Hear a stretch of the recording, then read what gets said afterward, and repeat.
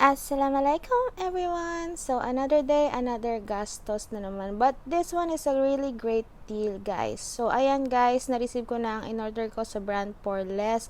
Hindi yan sponsor, Brand for Less, baka naman. O, ayan guys, buksan na natin yan dahil hindi na makapaghintay ang inyong bestie.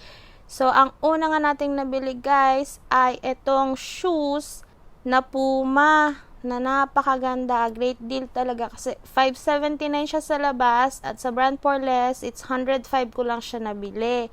So ayan, napakaputi ba, parang yung kalooban ng kaibigan mo. Ay, talaga naman. O, di ba? Ang ganda-ganda niya. O, san ka dyan? Di ba? 105 lang yan, day. So etong ang second purchase natin, guys. Etong Toms na in-love talaga ako talaga sa kulay niya, guys. Oh, ayan na, ready?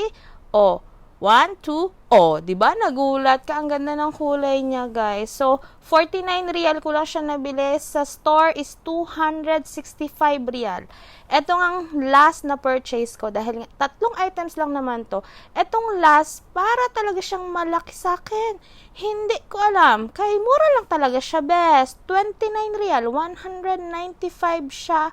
Original price. Etong Asus na pants. Pero ang laki niya. Nasad tuloy ako. O, diba? Diba sabi ko sa'yo, pwedeng tatlong tao sa loob. Charis. So, ayan na nga, guys. So, ang total lang ng purchase ko is, eto na, 183 real. Oh, sana kayo magsha-shopping, 'di ba, sa Brand for Less lang, branded na mura pa. Brand for Less baka naman.